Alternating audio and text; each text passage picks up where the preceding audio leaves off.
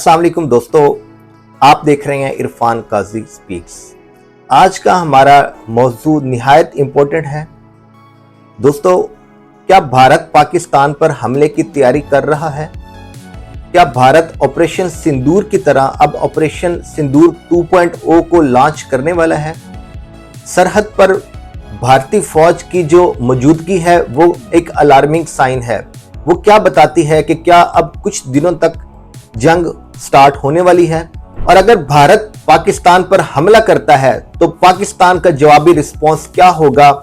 सुनने में आ रहा है कि पाकिस्तान इस दफा भारत को ऐसा करारा जवाब देगा कि वो शशदर रह जाएगा और दुनिया हैरानों परेशान रह जाएगी। दोस्तों, जंग कोई आम खेल नहीं है। ये इंसानी जानों के साथ मिला हुआ एक ऐसा खूनी खेल है जिसमें हुक्मरान तबके का तो कुछ नहीं जाता, लेकिन आम आवाम इसमें पिसती है। आज हम एक्सपेक्टेड जंग और इसके आने वाले मुमकिन नताइज पर बात करेंगे। हमारे साथ रहिएगा और हमारे चैनल को सब्सक्राइब कर लें जो हमारे वीलॉग को फर्स्ट टाइम देख रहे हैं। दोस्तों, हम बात कर रहे हैं कि भारत की तरफ से आए रोज धमकियां कि ऑपरेशन सिंदूर अभी रुका नहीं है। ऑपरेशन सिंदूर 2.0 का जल्द ही आगाज होने वाला है। दोस्तों, हाल ही में भारतीय वजीर दिफा राजनाथ सिंह अपने इंडिया के एक डिस्ट्रिक्ट जैसलमेर, जो पाकिस्तान का सरहदी इलाका है, वहां पर इंडियन फोर्सेस जिनमें एयरफोर्स, उनकी फौज और उनकी जो नेवी है, उन तीनों की मुश्तरका फौजी मशकें थी, उसके हवाले से वो एक तकरीब में शिरकत के लिए पहुंचे। वहां उन्होंने ब्रीफिंग भी ली फौजी अफसरान से, और उन्होंने उसमें जो फौजी मशकें उस टाइम हो रही थी उसकी कुछ मशकें भी मुजाहिरा की। तो दोस्तों, वहां ऑलमोस्ट 30,000 के करीब भारतीय फौज को बॉर्डर पर ला खड़ा किया गया है, जिनको 15 से 17 दिन तक फौजी मशकों की प्रॉपर ट्रेनिंग दी जाएगी। और उसके बाद सुनने में आ रहा है कि वही फौजी दस्ते पाकिस्तान पर अटैक करने के लिए तैयार हैं। लेकिन दोस्तों, पाकिस्तान भी होशियारी के साथ अपना बंदोबस्त कर रहा है इंडिया के एक्सपेक्टेड हमले को रोकने के लिए, और उसके साथ साथ अपना अटैक लॉन्च करने के लिए वो भी पाकिस्तान प्रॉपर तैयारी कर रहा है। दोस्तों, हम बात करेंगे, माजी की तरफ जाएंगे कि जब से तकसीम हिंद हुआ तो आखिर ऐसी कौन सी वजूहात हैं कि पाकिस्तान और हिंदुस्तान 1947 में आजादी के बाद भी आज तक अच्छे हमसाये की सूरत में नहीं रह सके। तो दोस्तों, अंग्रेज आया, अंग्रेज ने यहां हुकूमत की, लेकिन जाते हुए वो सरहदी तनाजात पैदा कर गया, जिसमें खास तौर पे हम देखते हैं तो कश्मीर आता है, और इसके साथ साथ सरक्रीक आता है, फिर इसके साथ साथ पानी का मसला भी है। दोस्तों, आप जानते हैं कि पाकिस्तान की तरफ से सारे बहने वाले दरिया कश्मीर और इंडिया की तरफ से आते हैं, और चूंकि इंडिया हमारे बालाई सिमत में वाक़ है, हम ढलवान में वाक़ हैं, तो पानी का रुख इंडिया से पाकिस्तान की तरफ बहता है। लेकिन इंडिया का जब दिल चाहता है वो पाकिस्तान का पानी रोक लेता है।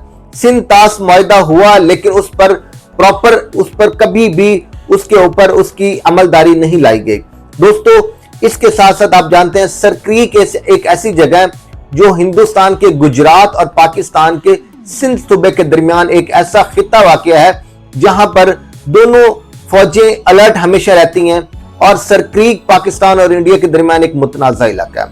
दोस्तों, इंडिया का क्लेम है कि सरक्रीक तकरीबन सारा उनका है, जबकि पाकिस्तान का क्लेम है कि आधे से ज्यादा जो सरक्रीक है, जिसमें कुछ 70 to 75% जो पार्ट है वो पाकिस्तान के हिस्से में आना चाहिए, जबकि कोई 20 to 25% पार्ट वो इंडिया का आना चाहिए। क्योंकि उसमें दोस्तों दो वजूहात हैं कि अंग्रेज ने जो नक्शे जारी किए थे उसमें दो तरह के नक्शे थे। पहले वो एक नक्शा था, उसमें कंप्लीट वो हिस्सा भारत को दिखाया गया। दूसरे नक्शे में मेजॉरिटी हिस्सा सिंध के हिस्से में था, और कुछ उसका माइनॉरिटी 20 to 25% वो इंडिया के गुजरात के हिस्से में था। तो लिहाजा इसका तनाजा आज भी चल रहा है, और दोनों मुल्क क्लेम करते हैं कि सरक्रीक उसका है। तो दोस्तों, इन 3 से 4 जो बड़े तनाजात हैं, इन्हीं की वजह से पाकिस्तान और इंडिया के दरमियान 1947, फिर 1965, फिर 71 और फिर 99 कारगिल की वार हुई। दोस्तों, ये जंगे तो हुक्मरान शुरू करवाते हैं, लेकिन नुकसान अल्टीमेटली हम गरीब आवाम का ही होता है। वही सफर करते हैं, वही अपना घर बार छोड़ने पर मजबूर होते हैं, वही जख्मी भी होते हैं, वही शहीद भी होते हैं, और वही जाने देकर इस मुल्क की हिफाजत अपने सीनों पर गोलियां खाकर करते हैं। लेकिन दोस्तों सोचने का मुकाम है कि जंगें शुरू करने की वजूहात आखिर क्या हैं। हुक्मरानों को ऐसी कौन सी आदत पड़ गई है कि वो चंद सालों बाद सरहदें गर्म करते हैं और गरीब अवाम को लुक्मा अजल बनाते हैं। दोस्तों आज हम बात करेंगे कि अगर मुमकिन तौर पर इंडिया पाकिस्तान के ऊपर स्ट्राइक करता है तो वो किन इलाकों में, किन इंपॉर्टेंट बिल्डिंग्स पे वो हमला कर सकता है, और ये भी देखना होगा कि इंडिया इससे अचीव क्या करना चाहता है, उसका गोल क्या है। दोस्तों जैसा कि हमने ऑपरेशन सिंदूर में देखा, भारत ने पाकिस्तान के 8 से 10 ठिकानों पर जिनमें मदरसे और मसाजिद थे, जिनको उन्होंने दहशतगर्दी का नाम दिया और उनके ऊपर वो चढ़ाई की। लेकिन दोस्तों इस बार जो लगता है कि थोड़ा सा इस जंग की जो वोल्टेज है वो ज्यादा बड़ी होगी, उसका मैग्नीट्यूड ज्यादा होगा, उसमें फौजों की तादाद भी ज्यादा होगी और उसमें लगता है कि अगर ये जंग होती है तो इसमें दोनों साइड पे तबाही भी बहुत ज्यादा होगी। दोस्तों इसमें यह हो सकता है कि एक तो वो कश्मीर में दरअंदाजी करें, और इस दफा सुनने में यह भी आ रहा है कि हवाई फोर्सेस का मुकाबला एयर फोर्सेस का जो है वो अपनी जगह, लेकिन इस दफा जमीनी फोर्सेस भी एक दूसरे के मुल्कों की अंदर जाकर पेनिट्रेशन करती हुई नजर आएंगी, जिसमें ज्यादातर अगर देखा जाए तो सरक्रीक, जहां इंडियन आर्मी चीफ और उनके वजीर दिफा विजिट कर चुके हैं, वो ऐलान कर चुके हैं कि यहां से एक सड़क सीधी कराची जाती है। इसका मतलब है दोस्तों कि इंडिया की नजर कराची पोर्ट पर भी है, वो कराची को भी नुकसान पहुंचाना चाहते हैं, वो सरक्रीक में भी कुछ दरअंदाजी करना चाहते हैं, और इसके साथ साथ कश्मीर पर भी वो अपना हल्ला बोलकर कुछ ना कुछ एरिया लेने की कोशिश करने चाहते हैं, लेकिन वो उसमें कामयाब इंशाल्लाह नहीं होंगे। और इसके साथ साथ दोस्तों इंटरनेशनल बॉर्डर जो सियालकोट, लाहौर, कसूर, ओकाड़ा, बहावल नगर, बहावलपुर से होता हुआ सिंध के आखिरी बाउंड्री तक जाता है, तो ये अगर जंग शुरू होती है तो इंटरनेशनल बॉर्डर भी इसमें महफूज नहीं रहेगा। तो दोस्तों अगर हम बात करते हैं तो अगर ये जंग स्टार्ट होती है तो इसमें मुमकिन तौर पर पेशकदमी किस लेवल की हो सकती है। दोस्तों अगर हम बात करें, एक तो होता है कि सरहदी तनाजा, सरहदी झड़पें तो फौजों के दरमियान रूटीन में ही चलती रहती हैं, कभी कभार हमारी तरफ से फायरिंग हो गई, कभी इंडिया की तरफ से हो गई, और एलओसी पर तो खास तौर पे ये चीजें चलती रहती हैं, ये आम है। लेकिन दोस्तों ये भी हो सकता है कि कुछ सिलेक्टिव एरिया कोशिश की जाए कि उसके ऊपर कैप्चर करके उसको कब्जा करने की कोशिश की जाए। लेकिन दोस्तों अगर ये जंग थोड़ी बढ़ती है तो ये फुल स्केल वार भी शुरू हो सकती है, जिसमें दोस्तों आप जानते हैं सरहदी शहरों और गांव और कस्बों में रहने वाली आवाम माइग्रेट होने पर मजबूर हो जाएगी, अपना घर बाहर छोड़ने पर मजबूर हो जाएगी, अपने माल मवेशी साथ ले जाने पर मजबूर हो जाएगी, और जब फायरिंग होगी, टैंक चलेंगे, मिसाइल्स आएंगे, तो कितने लोग बेचारे गरीब वो सफर करेंगे, वो जख्मी होंगे, वो अपनी जानें निछावर करेंगे, और ये सारा नुकसान गरीब आवाम का होगा। दोस्तों अगर इसके साथ साथ अगर ये फुल स्केल वार स्टार्ट होती है तो एक एंड पर जब दोनों फौजें थक जाती हैं एक लड़ाई कर करके, तो उसके बाद दोस्तों न्यूक्लियर वार स्टार्ट होने का भी खदशा रहता है। लेकिन दोनों मुल्कों की क़यादत समझती है कि हम एटमी ताकत हैं, और अगर ऐसी जंग हुई तो दोनों मुल्कों की तबाही के अलावा और कोई रास्ता नहीं है। लिहाजा दोनों मुल्कों के साथ साथ आलमी बिरादरी भी उनके ऊपर प्रेशर देगी कि आप इस जंग को रोकें, इस जंग को इतना ज्यादा बढ़ने ना दें, और अगर जंग स्टार्ट भी होती है तो उसको इनिशियल फेज में ही खत्म कर दिया जाए। लेकिन दोस्तों देखो भारत अब इस टाइम क्या सोच रहा है, वो अपने ऑपरेशन सिंदूर में नाकामी के जख्म चाट रहा है। जो तसल्लुत उसने कायम किया हुआ था इस जनूबी एशियाई खित्ते के ऊपर कि मेरी जो दोस्ती है वो तो फैंसी कंट्रीज के साथ है, अमेरिका के साथ है, कनाडा के साथ है, बर्तानिया के साथ है, फ्रांस के साथ है, जापान के साथ है और ऑस्ट्रेलिया के साथ है। छोटे मुल्कों को तो इंडिया ने कभी घास ही नहीं डाली थी। खास तौर पे हम नेपाल ले लें, बांग्लादेश ले लें, श्रीलंका ले लें, और पाकिस्तान को भी वो आंखें दिखाता था। तो जिस खित्ते में भारत रह रहा है उस खित्ते में तो सार्क कॉन्फ्रेंस हुआ करती थी जो इस खित्ते के मुमालिक के मसाइल को सुनती थी और उसको वहां हल निकालने की तरफ जाया जाता था। लेकिन इस सार्क कॉन्फ्रेंस को भी सबूताज किया भारत ने अपनी हट धर्मी की वजह से, और चूंकि उसको जोम था कि मेरा तो बड़े फैंसी कंट्रीज के साथ ताल्लुक है, मेरा इकोनॉमिक पावर्स के साथ ताल्लुक है, तो वो इन छोटे कंट्रीज को कोई घास नहीं डालता था। तो आज जब ऑपरेशन सिंदूर हुआ तो दुनिया ने देखा कि कोई एक कंट्री भी इंडिया के साथ खड़ा नहीं हुआ। पाकिस्तान के साथ तो फिर भी 2 से 4 कंट्री खम ठोक कर साथ खड़े हुए कि हम हर तरह की मदद करने को तैयार हैं। लेकिन दोस्तों, ऑपरेशन सिंदूर 2.0 अगर स्टार्ट होता है तो देखेंगे कि इंडिया के साथ कौन सा एलाई खड़ा होता है और पाकिस्तान के साथ कौन से मुमालिक खड़े होते हैं। तो दोस्तों, अब हम देखते हैं कि अगर ये नुकसान होता है तो इसका मईशत के साथ साथ इंसानी नुकसान भी तो है।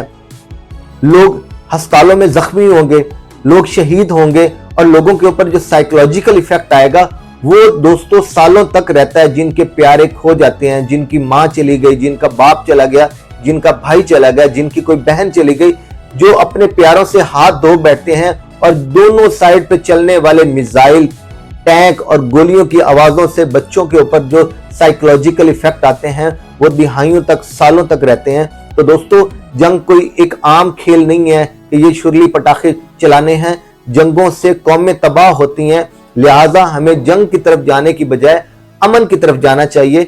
और मेरी सजेशन है कि दोनों कंट्रीज जो भी मामलात हैं, बजाय इसके कि एक दूसरे के ऊपर मिसाइल चलाएं, एक दूसरे के ऊपर टैंक चलाएं, एक दूसरे के ऊपर गोलियां चलाएं, तो उससे मरनी तो अल्टीमेटली गरीब अवाम है दोनों मुल्कों की। तो आप एक दूसरे के मुल्कों की अवाम के ही क्यों इतना पीछे पड़े हैं? हुक्मरानों को चाहिए मिल बैठे, टेबल टॉक करें, जो भी अनसेटल्ड मामलात हैं वो रिजॉल्व करें। अगर ये दोनों मुमालिक अपने अनसेटल्ड मामलात को रिजॉल्व करते हैं तो इस खित्ते में इससे बड़ी कोई खुशखबरी नहीं हो सकती। दोनों का ऑलमोस्ट रहन सहन, खाना पीना, पहनावा और खुराक एक जैसी है। हम तो अगर तिजारत करते हैं तो हमें किसी और थर्ड कंट्री की जरूरत नहीं पड़ेगी। पाकिस्तान और इंडिया अपने रास्ते खोल देते हैं तो दोनों मुल्कों में हजारों नहीं लाखों लोग आकर डेली बेसिस पे तिजारत करने के लिए तैयार होंगे। कितने लोग विजिटर्स आएंगे, स्याह आएंगे एक दूसरे के कंट्रीज को एक्सप्लोर करने के लिए। तो दोस्तों, अगर पीपल टू पीपल कनेक्शन भी बढ़ाया जाए, सफारती ताल्लुकात भी बेहतर किए जाएं, टेबल टॉक पर आकर जो अनसेटल्ड मामलात हैं उनको भी रिजॉल्व करने की तरफ एक नेक नीति के साथ, एक अच्छी पॉजिटिव इंटेंशन के साथ कोई इनिशिएटिव लिया जाता है तो इस खित्ते में तब्दीली आ सकती है। दोस्तों, यहां मैं बात आलमी बिरादरी की भी करूंगा कि जब भी कोई जंग स्टार्ट होती है या कोई ऐसा मसला आता है जिसमें दो कंट्रीज फंस जाते हैं तो आलमी बिरादरी सिर्फ मुज़ाकरात और बयानात की हद तक रहती है। आलमी बिरादरी आगे बढ़कर कोई ऐसा स्टेप नहीं लेती कि फ्यूचर ओरिएंटेड स्टेप्स हों जिससे मुस्तकबिल में आने वाले इन मसाइल से बचा जा सके। लेकिन दोस्तों, आप जानते हैं आलमी बिरादरी ने भी असला बेचना होता है। जो सुपर पावर्स हैं, खास तौर पे रशिया, चाइना और अमेरिका, और उन्होंने असले की जो खरीदो फरोख्त है उसके साथ साथ उनका असर और रसूख भी होता है कि किन कंट्रीज के वक्त हमने किन मौकों पर हमने उनका दस्ते शफकत सा हाथ रखा और उनको सपोर्ट दी तो वो अपने मफादात भी लेते हैं। तो दोस्तों, आलमी मफादात भी इस सारे खेल का सबसे नुमाया हिस्सा होते हैं। तो मेरी सजेशन है कि बजाय आलमी बिरादरी को मौका देने के, आप दोनों मुल्कों की लीडरशिप मिल बैठे और आपस में मुज़ाकरात करे और अनसेटल्ड मामलात को रिजॉल्व करे।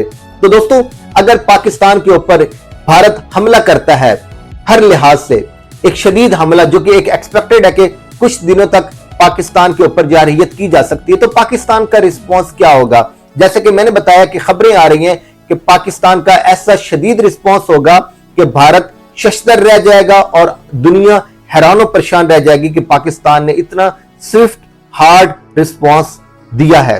लेकिन दोस्तों, वो रिस्पॉन्स हो क्या सकता है? जहां तक मेरी सजेशन है कि जंगें बहुत हो गई हैं, 4 से 5 जंगें पाकिस्तान और इंडिया लड़ चुका है। जंगों की बजाय इस बार पाकिस्तान सफारती, मुआशी और अमन की तरफ आगे बढ़ाता हुआ हाथ आगे करे, जिससे पाकिस्तान गोली चलाए बगैर इस खित्ते की सुपर पावर बन जाए।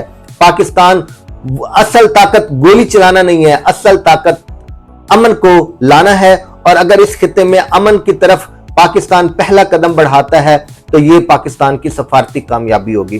पाकिस्तान को अपने इस मुल्क में जो एक सियासी अफरा तफरी है उसको भी सेटल करना होगा, ताकि हमारे अंदरूनी मामलात सेटल्ड होंगे तो हम बैरूनी खतरों से महफूज रहेंगे। दोस्तों, आप क्या समझते हैं इस टॉपिक पर? आप अपनी राय का इजहार कीजिएगा। आपके मुफीद मशवरों और आपके मैसेजेस को हम पढ़ेंगे और आपका रिस्पॉन्स भी देंगे। और आपसे आज की वीडियो में इजाजत चाहते हैं। मैं हूं इरफान काजी। मुलाकात होती है नेक्स्ट वीडियो में। तब तक अपना ख्याल रखिएगा। अल्लाह हाफ़िज़।